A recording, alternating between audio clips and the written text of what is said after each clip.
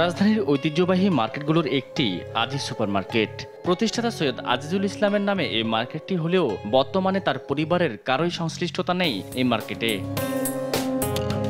৫ আগস্টের অভ্যুত্থানের পর মার্কেটটির নিয়ন্ত্রণ ও দখল নেয় খোদ পলাতক আওয়ামী দোসররা। এর অন্যতম নেতৃত্বে আছেন রবিউল ইসলাম ও সানাউল্লাহ শিশির, যার মধ্যে সানাউল্লাহ শিশির জুলাই আগস্ট হত্যাকাণ্ডের ঘটনায় মোহাম্মদপুর থানার দায়ের করা এক মামলার আসামি। একই সাথে আওয়ামী লীগের দলীয় প্রভাব খাটানোর অভিযোগও রয়েছে তার বিরুদ্ধে। ফাঁকে একটা সুযোগ পাইছে, সুযোগ পাইয়া দুইটা চেয়ার দরকার বলেছে। তখন আওয়ামীপন্থীই ছিল। এখন আবার আইসা এই ৫ তারিখের পর হুট করে আবার সেটা বিএনপিপন্থী সাজাইয়া একটা কমিটি নিয়ে আসছে বানাইয়া। আহ্বায়ক কমিটির পদ ভাগিয়ে নিয়েই মিশনে নামেন দোকান দখলের।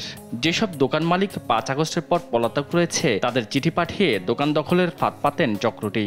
শুধু তাই নয়, পুরনো সকল সদস্যকে বাদ দিয়ে নিজেরা ক্ষমতায় স্থায়ীভাবে বসতে নতুন সদস্য তালিকা গঠনের কাজ শুরু করেন অবৈধ এই আহ্বায়ক কমিটি, যা নিজের মুখে অকপটেই স্বীকার করেন সানাউল্লাহ শিশির। ততদিন পর্যন্ত আমরা এই দোকানগুলো সমিতির ফান্ডে নিয়ে আসবো, সমিতির রিসিট দিয়া ভাড়া আদায় হবে।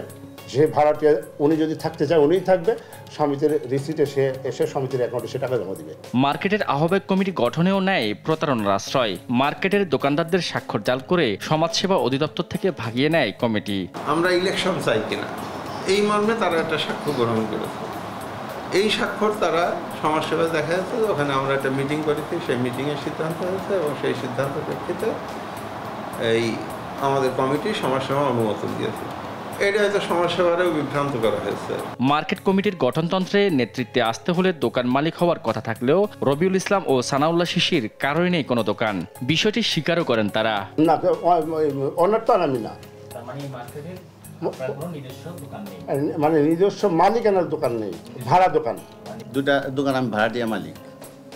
আমি ভাড়া নিয়েছি, মালিক হচ্ছে জমিদার আরেকজন। এদিকে গেল জানুয়ারিতে আহ্বায়ক কমিটির মেয়াদ শেষ হওয়ায় আহ্বায়ক কমিটিকে ভেঙে দিয়ে নির্বাচন দেওয়ার জন্য ৩ সদস্যের কমিটি গঠন করে সমাজসেবা অধিদপ্তর। সমাজসেবা অধিদপ্তরের কাছে ক্ষমতা হস্তান্তর না করায় ৩ ফেব্রুয়ারি দায়িত্বভার হস্তান্তর করার জন্য আহ্বায়ক কমিটিকে নির্দেশ দিয়ে ফের চিঠি দেয় সমাজসেবা অধিদপ্তর। কিন্তু সমাজসেবা অধিদপ্তরের সেই নির্দেশনাকেও বৃদ্ধাঙ্গুলি দেখিয়ে এখনও বহাল তবিয়তে রবিউল ও শিশির।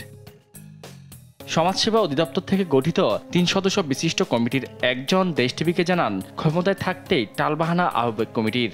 আহ্বায়ক কমিটির মেয়াদ চলে গেছে বলেই আমাদের তত্ত্বাবধায়ক কমিটি দিয়েছে।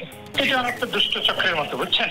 আমরা সমাজসেবা কিছুটা এদিকে তাদের এমন মার্কেট দখলে অতিষ্ঠ সাধারণ ব্যবসায়ীরাও। তাদের অন্যায়ের প্রতিবাদ করতে গেলে হুমকি পাচ্ছেন ব্যবসায়ীরা। অনেকগুলো দোকান আছে যেগুলোর মালিক আসলে বাইরে থাকে, দেখা গেছে বাইরে থাকে, একজন হয়তো সেটার রিপ্রেজেন্টেটিভ আছে, কিন্তু সে হয়তো আরেকজনের ভাড়া দিয়ে রাখছে, উপভাড়া হিসেবে হয়তো একজন আছে, সেইটাকে তারা ফোর্স করতেছে যে এটার মালিক নাই, এটার ভাড়া আমাদেরকে দিতে হবে, এরকম একটা ফোর্স করতেছে। রবিউল শিশিরের অবৈধ দখল থেকে আজিজ মার্কেটকে উদ্ধার করে একটি গ্রহণযোগ্য নির্বাচন দেওয়ারও আহ্বান ব্যবসায়ীদের। সাদাত নিশাদ, দেশ টিভি, ঢাকা।